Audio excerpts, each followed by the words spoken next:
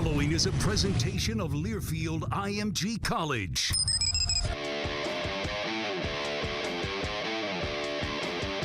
From the Georgia Southern Sports Network, powered by Learfield IMG College. Wings up, Eagle Nation! Touchdown, Georgia Southern! This is Inside Eagle Nation, your all-access look into Eagle athletics. Taking a look through all the other action in Georgia Southern athletics this past week. A lot of road action. A lot of teams hitting the old I-16 out of town. Getting on the steel horse and taking us to parts north, south, west, wherever. Can't really go too much farther east. Now let's return to the Learfield IMG College studios. Here are your hosts, Colin Lacy and Danny Reed. That's a fact, Jack. Welcome into another edition of Inside Eagle Nation, episode number 150. Hit another milestone. I guess everyone's a milestone if you really think about it, but at the end of the day, 150 is a nice round number. You like to get to those. There is a phrase that the guy that got me into radio back in my hometown of Cumberland, Maryland, always used to say, regardless of what the broadcast was, he would always say, another testimony to radio greatness. And I say, what the hell does that mean? He said, we got on the air. So it was simple. That's fantastic. That's what he would. All right, I'm going to start using that one. Because he would have a notebook in front of him. He would close it. He would say the same thing after every broadcast. And he turned to me because he knew I knew what he was going to say, and I knew what he was going to say. But he turned to me and said, which means we got on the air. Heard 200-300 times, but I've never forgot that. That's fantastic. We've got a busy show today. Got a couple of guests coming on. Marty Fisher from the Georgia Southern Clay Target Shooting Team going to be coming on in just a few moments. We got Barry McKnight, the voice of the Trojans. That's always one of our favorites to have on throughout the year. For sure. He's going to help us preview Georgia Southern and Troy coming up this Saturday from Veterans Memorial Stadium. But before we get to everything, got to get to Marty Fisher with the Georgia Southern Clay Shooting Team. Marty, appreciate you joining us. Colin, it's a pleasure being here. Thank you so much for the opportunity to talk about the team. Now, it's a team that isn't under the Georgia Southern Athletics umbrella. It's a club team here at Georgia Southern. Talk about the start that you guys had and what it's been to get to what you are now. Well, it's really funny, and it's a great story. I mean, I'll be honest with you. I was at Varsity Gun Club. There was the independent school, state high school clay target championship was going on at Varsity Gun Club. There were 500-600 kids there competing from all over the state of Georgia. And a couple of the parents, we were just talking, and they knew me, knew my background. I've been in the shooting business for decades. And they said, Marty, why does Georgia Southern not have a competition clay target team? And they asked me that question because there was a coach from Alabama walking around talking to people. There was a coach from Clemson walking around talking to kids there. There were a coach from Jacksonville University, which it is a, if you will, varsity team at Jacksonville. And I said, I don't know, but I'll find out. So I arranged to meet at the time Tom Kleinlein. I came over and talked to Tom, and he says, Marty, it doesn't really fall under what we're doing. It's under club sports, but I'll support you any way that I can. Spoke to Dr. Marrero. I'll support you any way that I can. So, then I came over and met with the guys in club sports, and I said, here's a vision. Here's something that we can do. The best high school shooting in the nation is in the state of Georgia. Now, you want to talk about a recruiting hotbed. We talk all the time about getting 5 stars out of Georgia for football and in different sports. I'm going to tell you something. This state is full of 5-star young shooters.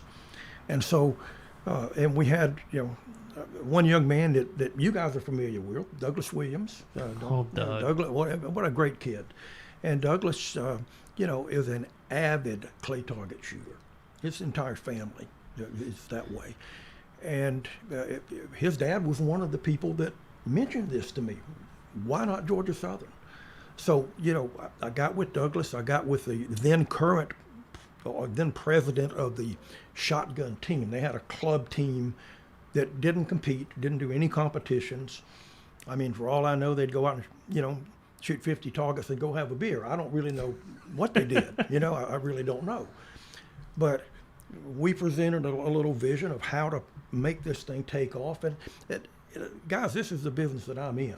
Now, I am a volunteer coach. I don't get compensated for my time, and that's fine.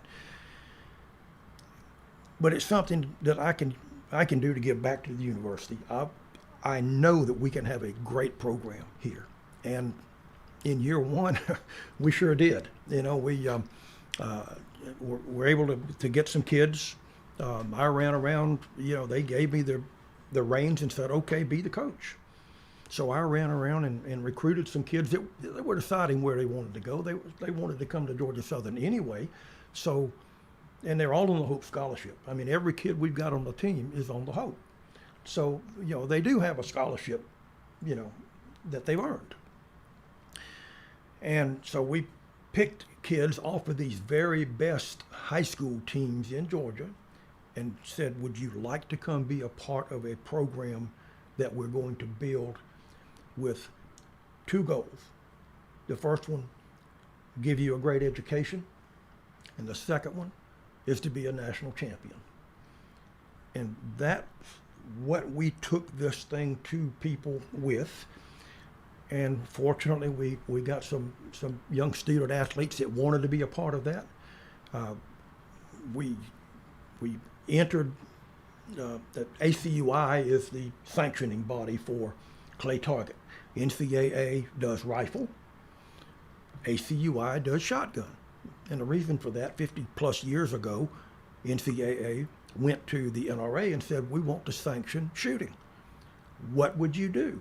Well, at that time, there was no sporting clays. There weren't that many disciplines for clay targets. So the NRA says, we'll do rifle. When ACUI jumped in and says, well, we'll do shotgun. So now we're getting ready to go in March 22. We'll be going to the 53rd Collegiate Clay Target Championship. And we went to the 52nd one this past year, but we had some success. We with COVID, they made everybody shoot virtual for a while, so they had a virtual national championship where you'd go, whenever you have referees, but you had to send your scores in. It wasn't face to face, so the team participated in that, and right away we 23 different colleges entered in October when they had one of these things. And of all things, we shot in the skeet competition, and Georgia Southern won its first national championship, right out of the box, immediately. And the next event that we went to was the Collegiate Championship. Well, they put you in Division 4 to start with. They have 4 divisions. At the Nationals, the divisions are based solely on how many shooters did your school enter in the competition. They could care less how big your school is. Some of the very smallest schools are the very best at clay target shooting. Lindenwood University, for instance, in St. Louis. Most people have never heard of Lindenwood. Lindenwood won 15 of the last 16 national championships. Good grief. They have 75 kids in their program. They take 40 kids to the national championship. The way that works is they take the top 5 scores. We took 10. And so they have a lot more chances. And so we get to the Nationals, and of all things, one of our top shooters, Tate Skipper from Macon, the week before the Nationals, flipped a dirt bike, broke his collarbone, so he's got 4 screws and a plate from surgery like 5 days before the shoot. He can't even lift his left arm, so he says, and I checked with his parents, and he said, I'm going. And I said, well, no, wait a minute. So we had to check with the doctor, check with the parents, all of that, and he says, look, I've prepared for this my entire life. I'm going. And to his credit, he literally shot one-handed. Jeez. Shot 95 out of 100 in skeet, 85 in the super sporting clays. He literally, one-handed. And, we didn't get to use his score much, obviously, because, our guys that didn't have broken collarbones, and 2 arms shot better. But we were lucky. We won the super sporting in our division. We won the sporting clays in our division. And then we won the high overall team national championship for that division. And what's crazy is the next division higher, which is a 10-person division. There's a school, Hillsdale College from Michigan. They just built a privately funded $4 million shooting facility. They are now the Olympic training ground for the United States Olympic team on their college facility. They've won the national championship in that division, that was the 10-person division, 7 times. First time Georgia Southern went, we beat them too. I think about those conversations that you had with Tom Kleinlein and Dr. Kyle Morero about just getting it off the ground, and you just spoke about becoming a national champion. That's quite a journey. It's Danny. It's a huge journey, and it's all on the kids. I mean, each and every one of those young student athletes, they know they've got to make their grades, but each and every one of them, when we sat down and talked with them, I said, "What are your goals?" He says, "We want to win." And the beauty of it is, all of these kids come from these very successful clay target programs. Sure. They know how to win. They know what it's like to be a state champion. They know. They've competed in Scholastic Clay Target program. Half of them have national Scholastic Clay Target program championships when they go to Marengo, Ohio, and there are 3,000 shooters there. I mean, one young man that is shooting with us this year, Ross Wilson from Buford, Georgia, won that event, the high overall individual, 2 years in a row. 3,000 shooters from all over America. Wow. And this kid won it 2 straight years. No, that's never been done. Shot the highest cumulative score in the history of the event this year, 594 out of 600 targets. And so, you know, we're able to recruit kids that want a good education. They know Georgia Southern. Having the program gives them a reason to come here. I mean, most of these kids had academic scholarship offers from different schools, Alabama being one of them. Quite a few of these kids, Alabama was begging these kids to come shoot there. I remember you telling me about that during the summer. We last saw each other at the Savannah luncheon, and a lot of times it seems that you're going up against Alabama. I think you mentioned Clemson as well, about places you're trying to pull kids away from. And if you remember, Danny, I said we were going to the Junior United States Open Sporting Clays Championship that weekend. I mean, you spoke on a Thursday. That's right. We were leaving on Friday to go to that event. Yeah. You know what? And you had that hat with you. Yes, I did. You had that hat with you. And you know what? We won that event too. And we beat Clemson, we beat Alabama, we beat Lindenwood, we beat Jacksonville. You know, I mean, these kids are remarkable. I mean, and it's really them.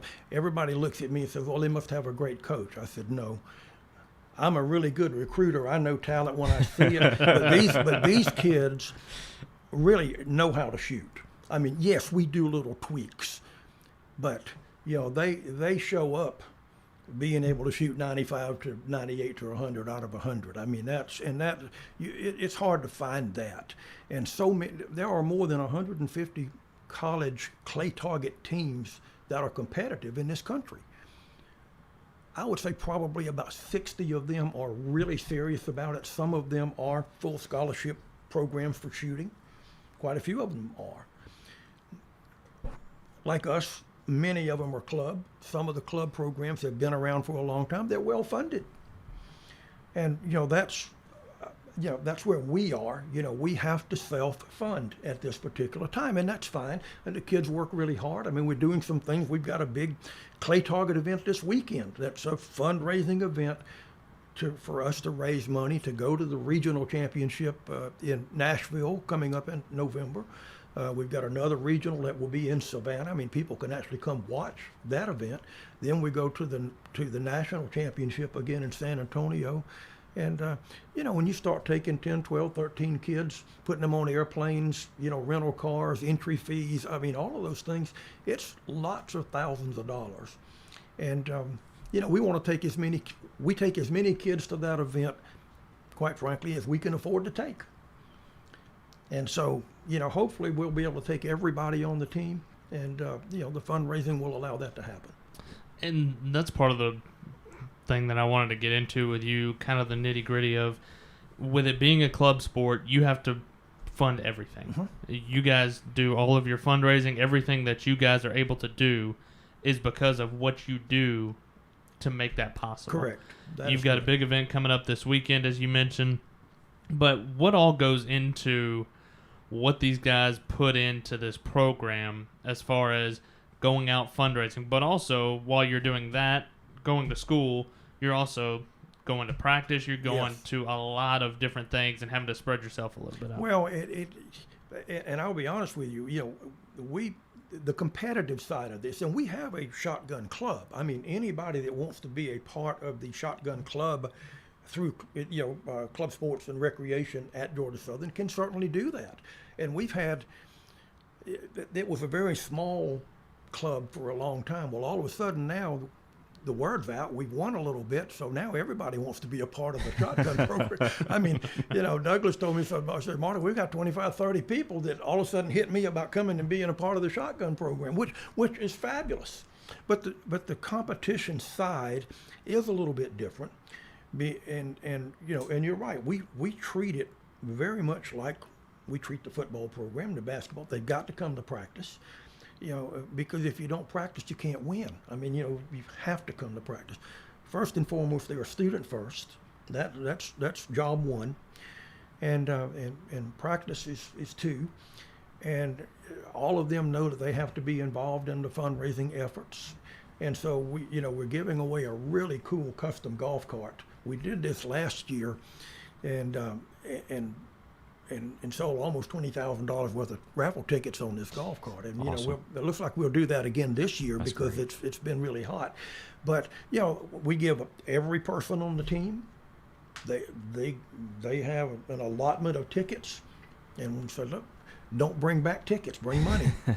And so they know, and to their credit, they've all done it, and it's a big part of the whole process. And the beauty of it is all of these kids know each other. They're all from Georgia. They've all competed against each other for a long time. And what I've told them, and I sit down with the parents, I talk to the parents and tell them this is a little different than a normal club program. We're going to have demands placed on your son or your daughter, because it is co-ed. I mean, we have ladies and we have guys. And, they know up front this is a little different from the regular club deal, and they are willing to make that commitment, and that's what drives everybody to be successful. Is each and every one of those kids has a burning desire to put the national championship ring on their fingers. Again, this Friday, you've got the second annual Eagle Clay Day down at the Forest City Gun Club in Savannah. Registration will start at 11:30 a.m. Clay shooting begins at 1 o'clock.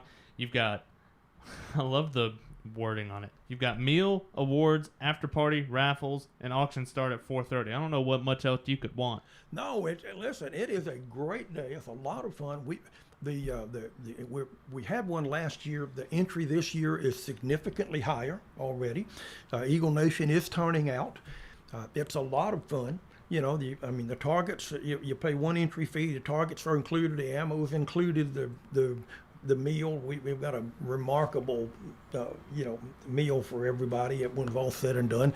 Well, we'll hand out some awards to the top teams, and it's a 4-person teams or individuals can shoot.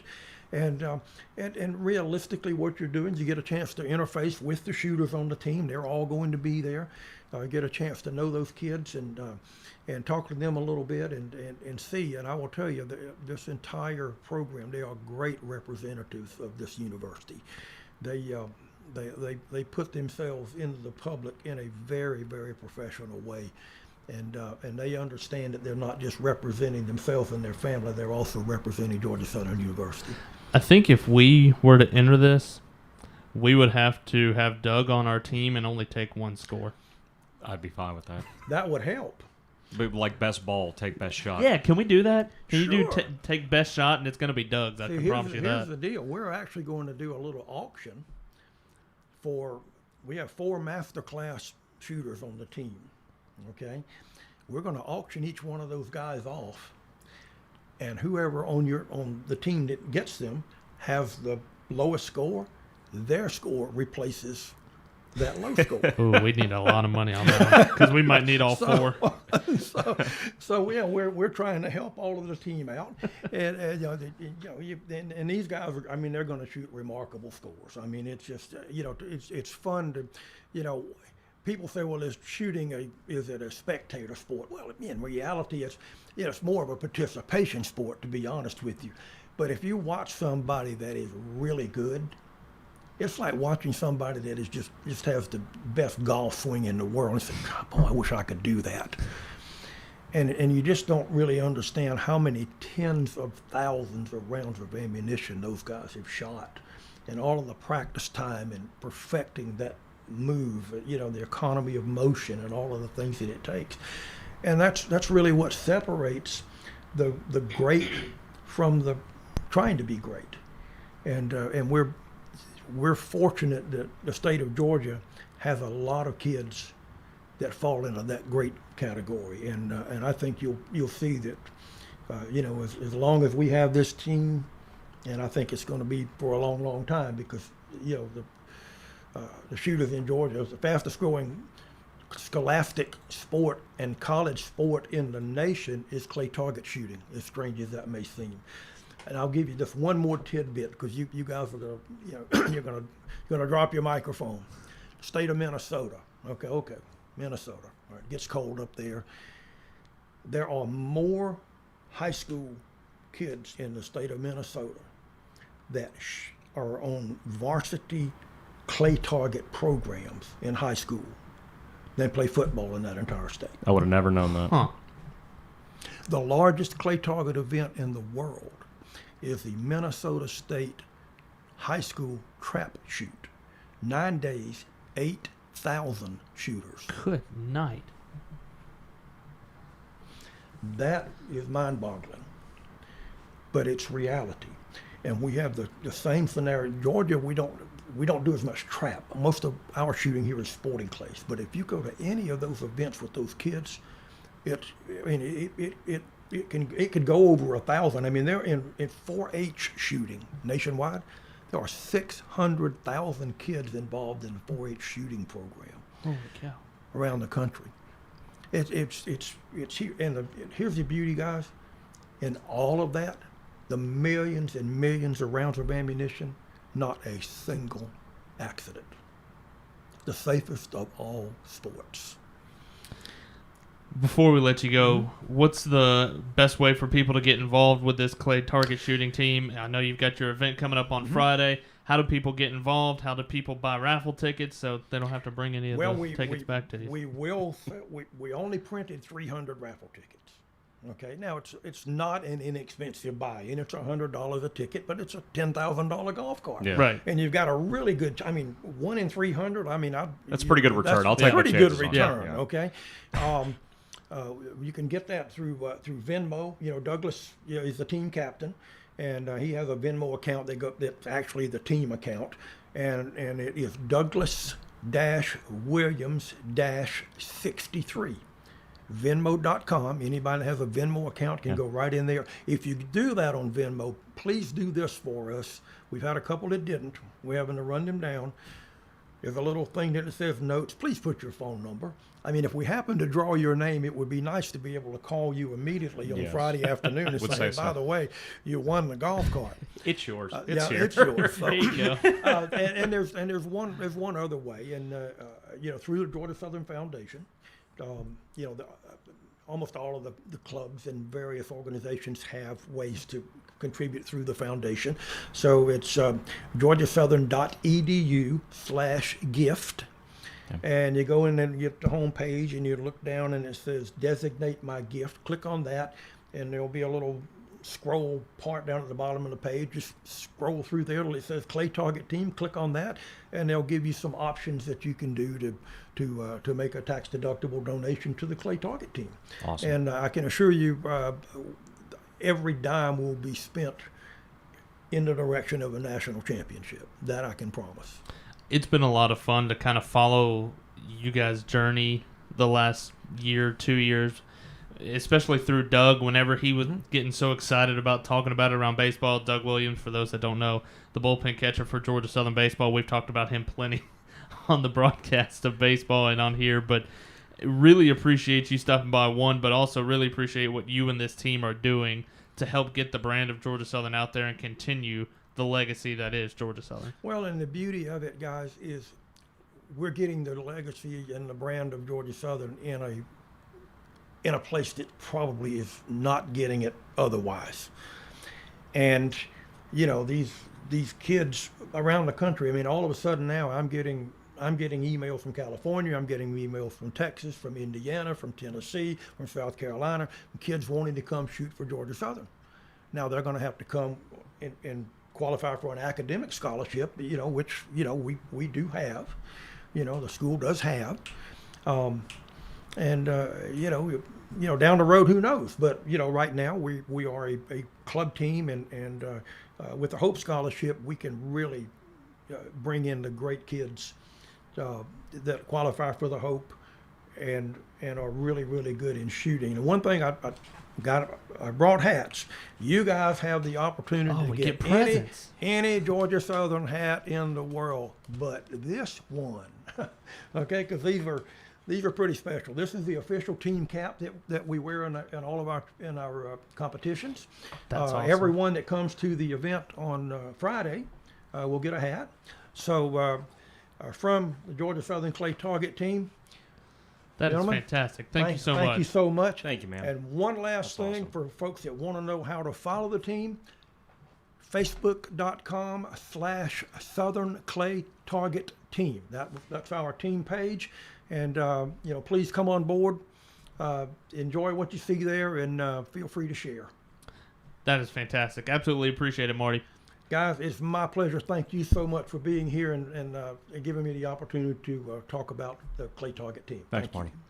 Once again, that's Marty Fisher, the head coach for the Georgia Southern Clay Target shooting team. A fantastic individual. Yeah, for sure. A really, really good advocate for Georgia Southern, and what they do has been a lot of fun to follow. Again, we got to see it kind of, not firsthand, but we'll call it secondhand with Doug, and being able to follow it through him. And he's definitely kept us abreast of what's going on throughout the last couple of years or so. But really, really enjoyed talking to Marty, and a really fun program. If you're able to get involved, definitely do it. A really cool thing to be a part of. He rivals Terry in true bluedness. Oh, no doubt. Which is kind of funny because Terry's the one that introduced us to get this together. Yeah. Which I'm sure surprises no one. No, I met Marty for the first time the Thursday that I spoke at Kerry Hilliard's down in Savannah over the summer, and Marty and I probably talked for a half hour, 45 minutes just after the event was over with, and I think I learned more about clay shooting than I ever anticipated, but it was an easy conversation because of how much we've gotten to know and see Doug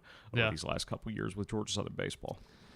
Definitely a really fun interview to talk to Marty a little bit. But as we dive into this week in Georgia Southern athletics, Georgia Southern men's golf currently at the Fighting Irish Classic up in South Bend. Taking a look at the scoreboard, almost finished for the day. Georgia Southern sitting 11th at over 14. They are on the final two holes of the day. They are 3 over for today as a whole. Washington leads the way with 10 under par. They are finishing up as well. But Georgia Southern 11th as the team.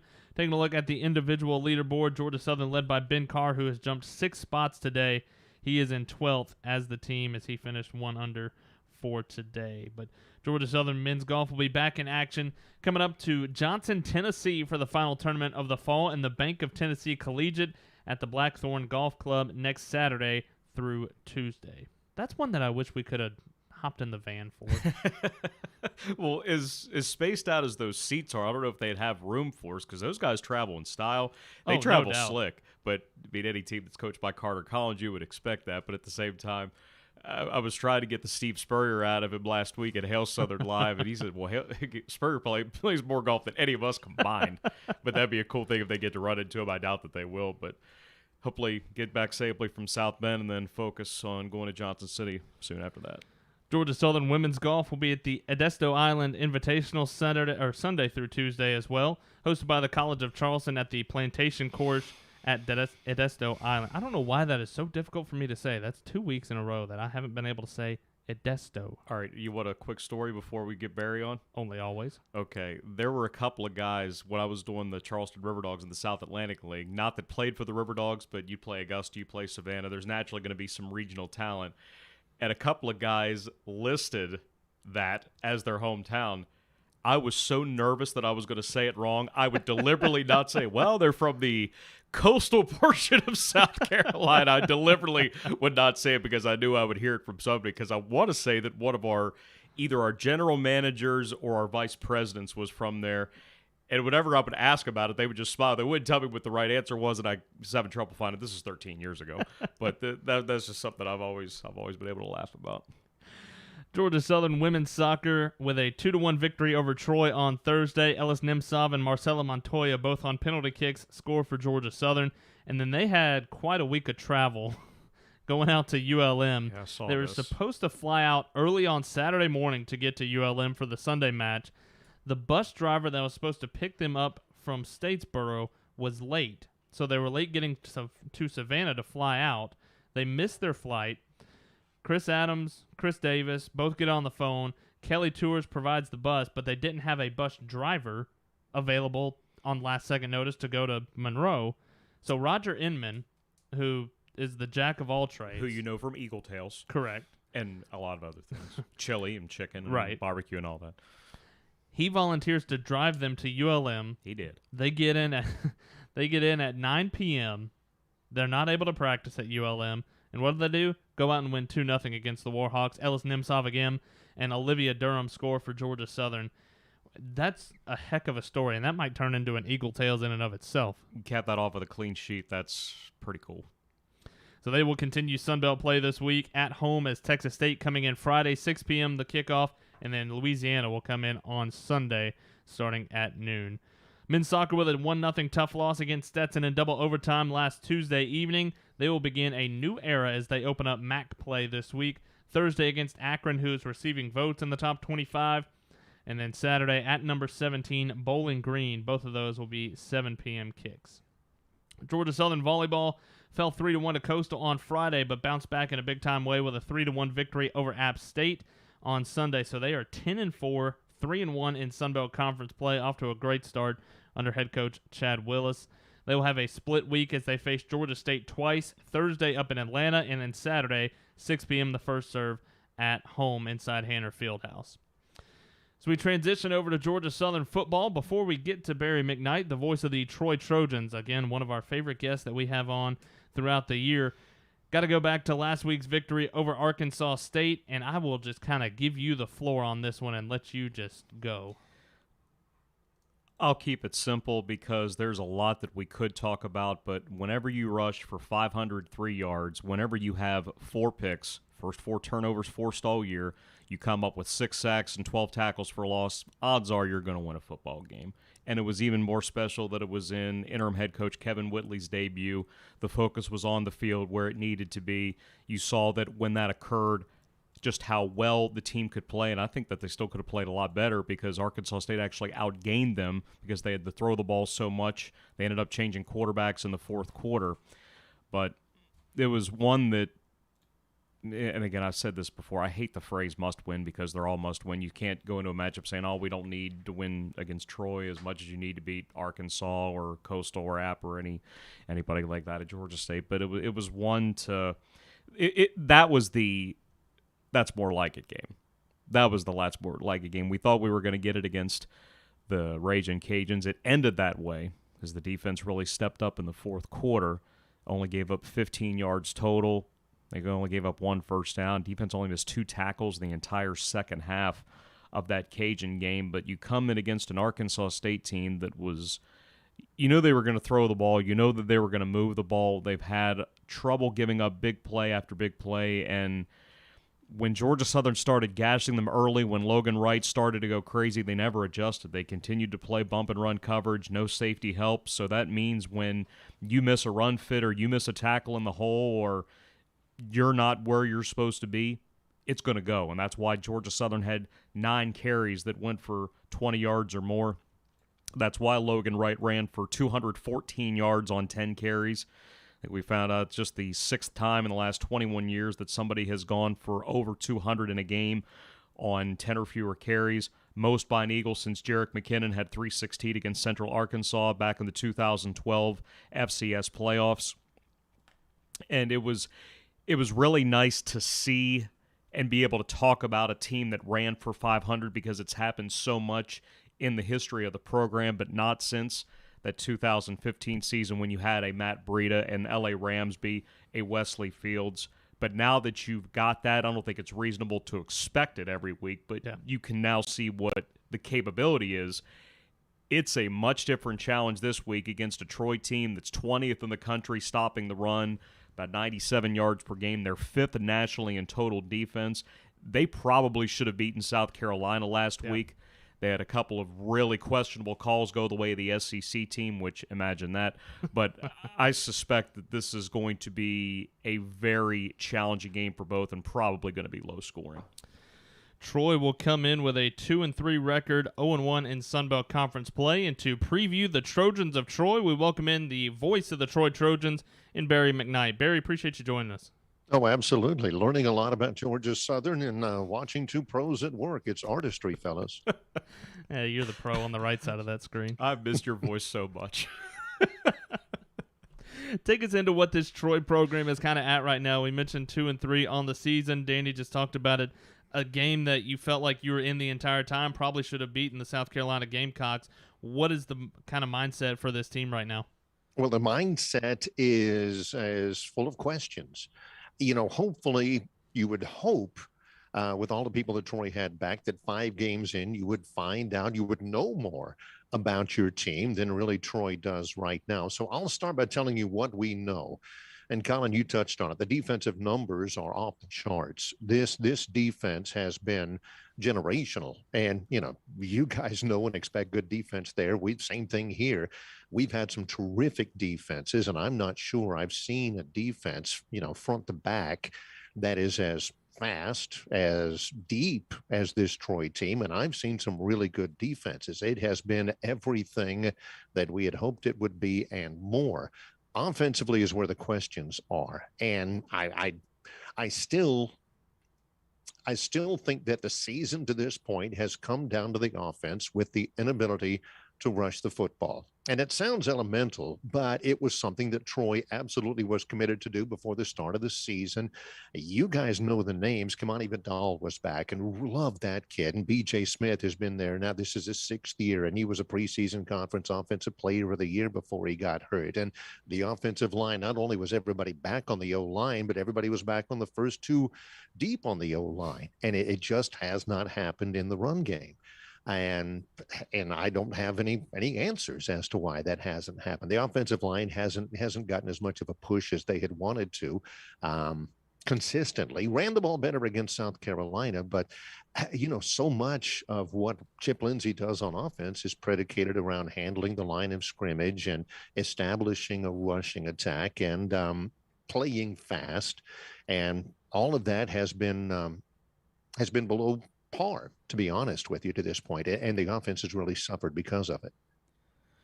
The thing that really sticks out for me offensively, and look, we could talk all day about Kamani, about BJ, about DK Billingsley, who I know is 4th in the depth chart, but just crushed Georgia Southern 2 years ago in that 600-plus yard performance down at the Vet 2 years ago. But Tez Johnson has already surpassed what he did all of last year out of the slot. He had a big catch against the Eagles here last year. How has he become such an important part of this offense? Well, the biggest reason why, besides his obvious talent, he is a great kid. His program weight is 160. I'm thinking he's more like 153, 155, something like that. You sound Very like you've quick. weighed him personally. Well, he is. He's told me this last year. It's an interesting story, by the way. You know, we had a feature interview with him. Bo Nix is his brother. His adopted father is Patrick Nix and Kristen Nix. And, you know, he played at Pinson Valley High School with Bo. He's from Pinson, and they're adoptive brothers. And I kind of explored that a little bit. And, you know, you see Tez in street clothes, and you think he's just a regular student. And I asked him last year how much he was weighing, and he says I'm 160. And, you give him the cocked eyebrow and he says, 153, something like that. But to answer your question, Danny, and it's a good question because his numbers are good. He's a slot receiver and he is really good at getting separation in traffic, part of it because he's so small, part of it because he's really fast. But the biggest reason why is because everybody is double teaming Reggie Todd on the outside. So there's going to be some space. And it's been difficult for Reggie. He is a pro prospect. He's 6'5", 215, good catch radius, real good hands, real good speed. He may be the best pro prospect on the team, but everybody's double teaming Reggie Todd on the outside. And then that frees up, some slot receivers. We got another young receiver named Jabri Barber who has really come on in the last couple of games since the Southern Miss game. But there needs to be somebody else on the outside. Barber and Johnson are slot receivers to kind of help take some of the pressure off of Reggie and draw some of those double teams away. But Tez has taken advantage of the opportunities that he has had in the slot with a little bit of extra acreage over on his side of the field. Take us into Taylor Powell and what he has meant to this team, transferring in from Missouri after last year. What is the biggest thing that he has brought to this offense? Well, he gets us into the right place. When he has got absolute latitude to change a play at the line of scrimmage. Gunner did last year, but Taylor's a little bit better at it, to be honest with you. And he sees the field so well. He is an absolute nut for preparation. Our center, Dylan Bradshaw, says he's the most prepared man he's ever met. And I asked him, have you ever met Danny Reed? But you get... I've not met Dylan Bradshaw. Yeah, okay, all right. But so hence he feels confidence in that statement.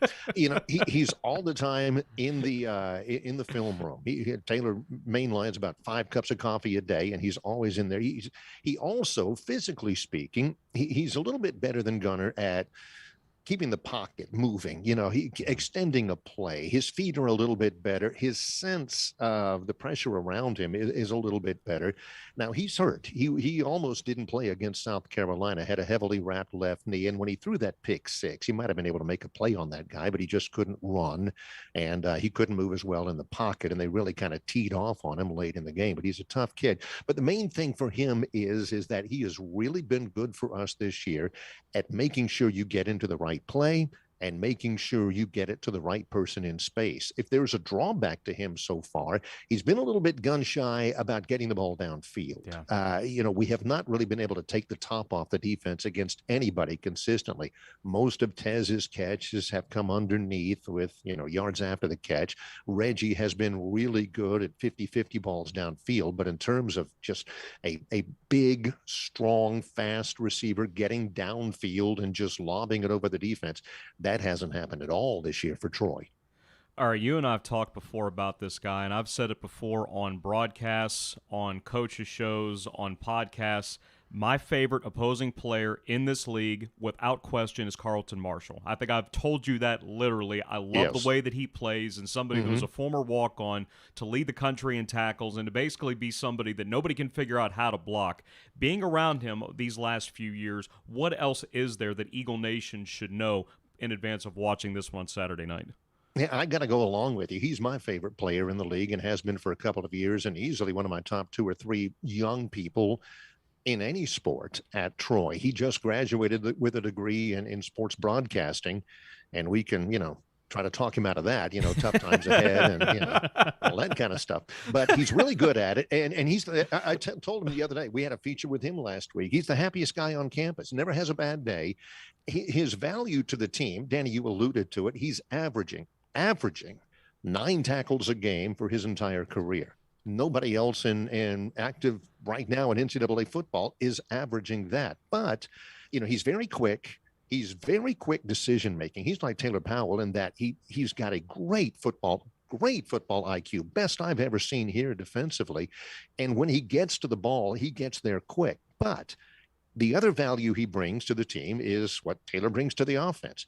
He makes everybody around him better. He gets the defense into the proper sets all the time. There's very rarely a gap issue or a assignment issue among the front 7 because of Carlton Marshall. He is maybe the smartest defensive football player that I've ever seen in the Sun Belt Conference. Carlton Marshall has got to be a spotter's dream. Whenever there's any doubt, I'm just going to point to him. Yeah, right in the middle. There's no scanning the board. It's right there. That one. He's had something to do with it. On the other side of things, it's a bit of a nightmare because you try to think of different words and different verbiage to say Carlton Marshall makes the tackle, because that happens 10 times a game, and you can't just say Marshall on the tackle 10 different times, because I guarantee you he's going to be on the tackle 10 different times. It's a challenge to try to find different ways to describe that. See, I would have figured that either Jerry or Bob or Brent would have gotten you the thesaurus by now. Well, we're looking at flashcards, trying to find that next time, just so I'm ready. We're looking for some of those. Makes the tackle, puts a hat on him, puts a stopper on him, bulldogs him down, corkscrews him down, all that stuff. I've used it all ad infinitum on Carlton Marshall, I promise you. It's the first time we've ever heard ad infinitum on a podcast. Well, if there's anybody that we have on, it's going to be Barry. It's got to be. Jay Walker's There's not a lot of Latin going on here, fellas. Come on. When you look up front for this Troy defense, we've talked about Will Cholo the last couple of years, but Solomon is really a guy that has kind of taken that bandit position, kind of the hybrid of what you're going to see on Saturday.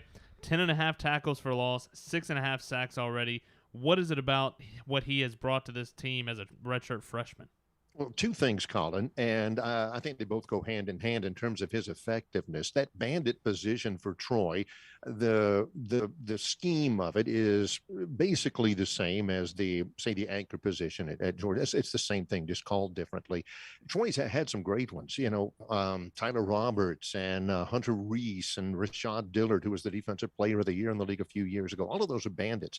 It's a hybrid deal where you've got to be able to rush the passer, but you've also got to be able to cover every once in a while. And he's got the feet to do that. Two things about him. Number one, he works. They use him and Richard Gibonor, the Auburn transfer, perfectly together. They're best friends. They're together all the time. I see him in the hotel together all the time. They basically share snaps, or share series, and they complement each other well. Gibonor is an athletic freak, but the thing that Javon has over him just a little bit more experience in football. Richard's only been playing organized football for about 4 years. And the other thing is he's got a phenomenal first step. You put him one-on-one with a tackle, and I can't tell you the number of times a tackle has jumped ahead of time trying to get back into position to account for that first step. His first step is as good as I've ever seen. He's long. He's got long arms. But he's got great lean. He gets down on that turn really, really well. And when he's coming, there's no mistaking about it. It's 100% every time. He plays full blast. Overall for this Troy team, when you look at what it's been able to do this year, what's the biggest surprise that you've seen so far? The biggest negative surprise is the inability to run the football, because I would have put my bottom dollar on the fact that would be the big thing. Coach Lindsey told us that during the summer. You're going to like the way we run the football. So that's been a surprise. That's been a surprise negatively. The biggest surprise, I think, positively, the thing that I think heartens me more than anything else about the chances for this team has been the way the defense has played. I remember a couple of years ago in 2019 when we struggled so much. I think we started 22 different guys on defense. The depth on defense has been really good, especially in the second. Well, the secondary has played well. The front seven is the key to the defense, and the defense is the key to the team. But the secondary has been so good. The cornerbacks, Reddy Stewart, who has really come into his own. And there's another cornerback on the other side. He's a second-year freshman, a transfer from Austin Peay named Elijah Culp, and he has been terrific in man-on-man coverage. So our cornerbacks have been a pleasant surprise, and I really like our safeties. Del Pettis has been there forever. He had the pick six last year in Statesboro, and he's just steady good all the time. But the cornerbacks, the way that they have come on despite losing Terrence Dunlap, has been a really positive surprise to help the defense out. Your special teams always seem to be at least better than average, if not the best in the league. But new punter this year with Magliozzi, the UConn transfer, new kicker in Buse, the Georgia transfer. But my man Cameron Kay, 5th year as a starter, as the long snapper, got a fumble recovery against South Carolina. That's got to be the dream for somebody that's been there that long. Yeah, we have a little catchphrase, because he snaps for punts and kicks and has been doing that forever. Every kick begins with K. But But last You week, definitely thought, you absolutely thought of that one. But the last week the kick ended with K. We never had a chance to say that before with the fumble recovery. Another great kid. This is one of the things that's a joy. And I know you've got favorites, Danny. I know you've got favorites, Colin. But this year's team, it's full of great personalities, great stories. You guys, tell stories all the time, and it's valuable in the broadcast, but some really good people to be around. And Cameron Kay is one of them. I love that guy. He is a long snapper. He's never going to be a starting offensive lineman. He's never going to be a starting defensive lineman or get his name in the box scores or anything. But he's been doing it for 6 years. He's got a master's degree. He very likely will long snap in the NFL. And he's like Carlton Marshall. If those two aren't the happiest guys on campus, I'd like to meet the guys who are. We've been friends ever since Georgia Southern joined the league, and it's something that I've always said I was going to ask you, but never have, and we're going to kind of go off path here a little bit, but All right. it's a podcast. This is not We can do it. disconcerting at all, Colin. I don't even know what he's going to ask, No. so this is news to me. Oh, too. yeah. So your touchdown call is touchdown Men of Troy. You've got the license plate and all. Where did the call of touchdown Men of Troy come from? Well, Danny and I have gotten into deep conversations about sports broadcasting. I'm serious. Deep This is conversations my about Valentine's Day sportscasting. from 3 years ago, by the way. You and Barry were you your know, Valentine's Day 3 years ago? Oh, yeah. Yeah, at the Asian restaurant right across the street from campus over there. Yeah. Danny knows I hate spicy food, so he made sure that they loaded me up. The cayenne was... Wow, yeah, that's what I remember. But through my tears, we had a conversation about the structure of sportscasting, what you do, what you like to have, and all that. And I've always believed, and Danny's been a baseball broadcaster for a long time. I've worked in minor league baseball. What you want it to is for something like that, if you're going to have a catchphrase, for it to be organic. I don't believe you should script anything. Well, I'll never forget the first time I did it. It was top of my head, like so many great, like so many enduring calls are. I just touchdown Men of Troy, and you say it exuberantly, and you add something to it, and it resonated with the fans. I got texts about that. Jerry liked it. My mom liked it, and of course, she likes everything I say, but it's but she really liked that. it becomes something you think, well, maybe this is a thing. And nowadays the two things I've noticed, number one is that fans come to expect it. It's an exuberant thing, and fans get in on it as well. It is a catchphrase for the fans as well, and the people online and social media and all that. But the second thing about it is that fans always want me to say it out of context, away from the football field. Hey, Barry, can you give us a big touchdown Men of Troy? Don't ever do that. I'll never do that. And I'll explain to them, look, I'm saving those. You don't want to do that. People have asked me to do that for their ringtone and stuff like that. And that's not the context I want it to be in. But yeah, Danny and I have talked about stuff like that. Anytime you do something like that, I'm against scripting it. It was all just organic and all, and it caught on, and it's become associated with me now for 20 years. All right, everybody has heard us. Yeah, There that's you go. fantastic. That's pretty good. Everybody's heard us talk about Mossy Grove Schoolhouse. They've talked about the different places in Troy. What is your go-to place for Eagle fans coming to Troy this weekend for Georgia Southern and the Trojans? Well, there's a couple of places. Of course, Mossy Grove is good, and you guys know Sylvia at Mossy Grove. That's and my if you girl. don't know Sylvia, you will soon hear Sylvia when you go into Mossy Grove. She is an institution, or Firecracker. belongs in one of those. Yeah, and great place for steaks and all of that. I love that place. Now there is another place, and I believe me, ever since 2 years ago, I've been trying to find a Japanese restaurant that has extra cayenne pepper waiting for Danny to come down. There is not that so far, but there is a place, and I know Troy's a rural town. There's a place that is attached to a gas station in Troy. It's called Preston's, and they've got something called the Kaylee Tater. You got to get the Kaylee Tater, fellas. But the thing to remember about the Kaylee, it's a loaded potato with steak tips, and it's got mushrooms and everything. The thing for you guys to remember is to keep the Kaylee tater away from Terry if you're in a closed vehicle on the drive back. I'm just telling you. Thank me later for that, okay? But it's really good, and there's not a great selection in Troy, but I would go probably Mossy Grove first for the ambiance and the steaks, and Preston's just to be able to tell somebody that you ate at a gas station in Troy, Alabama. That's fantastic. Barry, really appreciate the time. Can't wait to catch up with you this weekend, and have a great call this weekend. Yeah, I'm looking forward to it, fellas. I think Danny hit it right. Earlier in his comments, you don't want to say something like this is a must win, but it is really a big win for Troy. It is something that Troy would dearly love to have and dearly needs, and going to give it everything we got Saturday evening for sure. Thanks, Barry. Thanks, Barry. Take care. Oh, Barry McKnight. There is nobody like that man. Oh, I don't know what I was expecting, but that was even better than what I was expecting. He is a treasure. He's a fantastic, as good as he is as a broadcaster and been a fantastic friend to us ever since we joined the league. He was one of the first people that we met when we joined the league.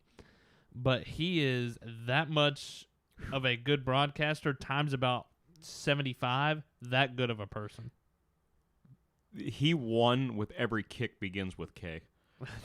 Never added ends with. I never would have even, because I guarantee you that is one that he just came up with, and Jerry probably looked at, are you kidding me? He probably just looked at him. Bob's just sitting there spotted. That's awesome. Brett walks in. Did you just say every kick begins with K, Barry? Oh, man. I love that man. Fantastic dude. Let's just play them every week. Yeah, we'll just no rotate. kidding. We'll go to Preston so they can come here. Wow. But taking a look at this Troy team, and there's not much to cover that Barry hasn't already said and said so eloquently. But ad infinitum is one. Nope. No doubt. That's the. You don't even have to go back and check the replay of that one. That is the first time that has ever been said on Inside Eagle Nation. Well, I can tell you that. I got Hail Southern Live last week when Carter Collins is talking about undulating greens, and I guarantee you we've never said undulating before. There's not something that we have to go back and check. I don't know where this is all coming from, but I guess it's raising our IQs a little bit. I'd hope so. Yeah. We've talked about it so much over the last couple of years, how good Carlton Marshall is. He's fantastic. We talk about it so much. He is our favorite Sun Belt Conference player that doesn't wear blue and white. Yeah. And he is just, it seems like every year we're like, okay, he can't get any better. And then he does. And again, he's taken that next step, which I didn't think was possible after you led the country in tackles last year. His tackles are a little bit down, but he's still third in the league. He's been playing hurt, though. So you can understand it. He's had a foot issue for a couple of weeks. He still impacted the game against South Carolina last week, even though it was in a loss. There were certain things that Troy did that you have to do against a Power 5 school, and they should know because they've beaten LSU, they've beaten Nebraska, they've beaten Mississippi State. They know how to beat Power 5 schools. You have to be good on third down. They were 7-14. You have to run the ball. They outrushed South Carolina. You have to force turnovers. They forced 3 of them. But they gave it away 4 times, as Barry mentioned. One of those was a pick 6. And it was at the end of the first half. They were on their way in. It was a 10-7 game. It became 17-7. You had a couple of bizarre plays where there was a strip sack that South Carolina should have got a touchdown off of. Guy dropped the ball before the goal line. It ended up being a touchback. Gave the ball right back to Troy. They had a strip sack from Gibonor in Gamecock territory that if they would have gone down and gotten a touchdown, they would have taken the lead. But Reggie Todd, unfortunately, gave it back. And that was one of the calls where Jabri Barber, for them, looked like he had the ball recovered. But for whatever reason, the recovery was given to South Carolina. And I've gone back. I've seen it from multiple angles on the SEC network. I don't know how Troy didn't get the ball back.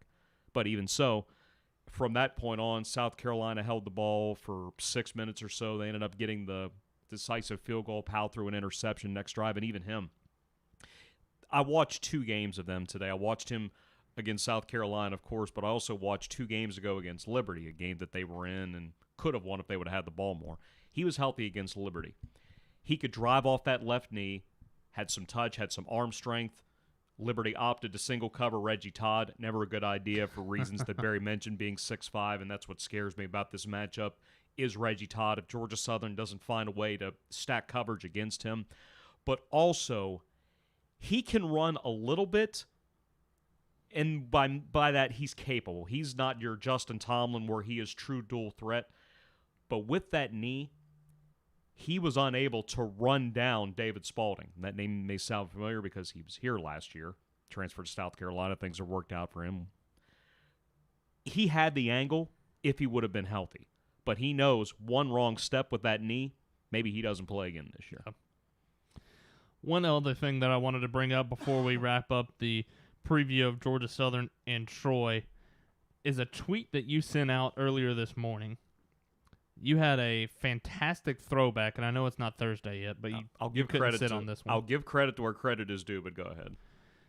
A 1938 promo picture before the clash between Troy State and Georgia Southern Teachers College when the Red Wave beat the Blue Tide. That's just too many water things. 7-0.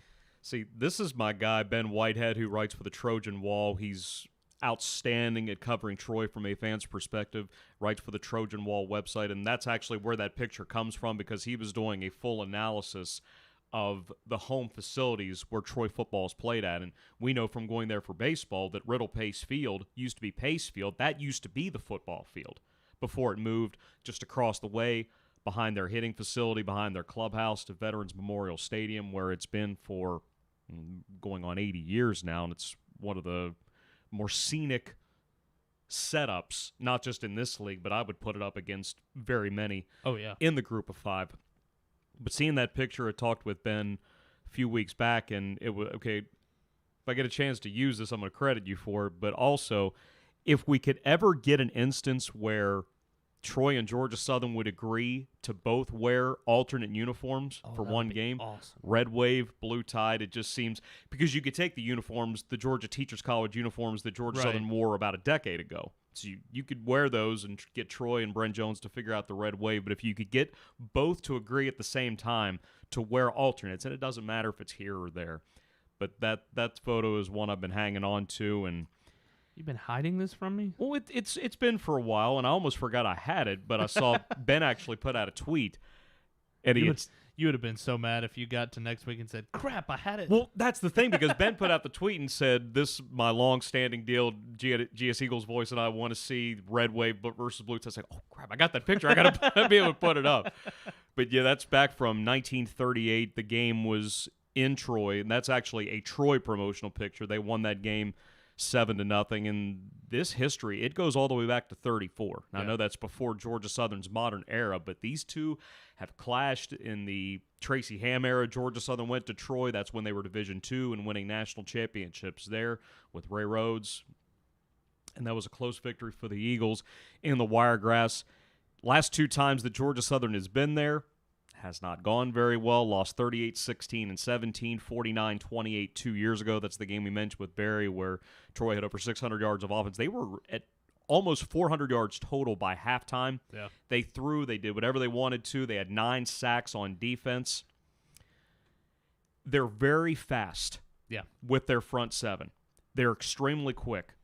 But while Georgia Southern spent a few years banging its head off the option wall trying to get the edge, what they did last year to rush for over 320, they went right at him. Dive, dive, dive, dive. Gerald Green popped the long run, which swung the momentum. And that was the first time probably since 2016 that the Eagles were able to consistently run the ball on a Troy defense.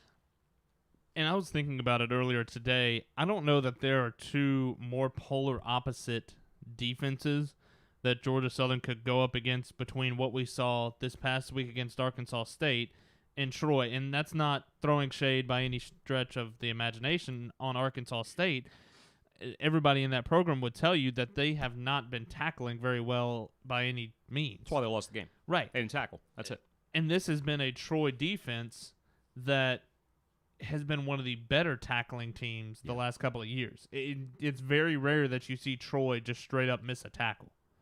or somebody fight through a Troy tackle. And you got the stat from KJ Robertson. This is a great one that Adam Prendergast, their SID, pulled out. He missed 2 tackles all last year. Right.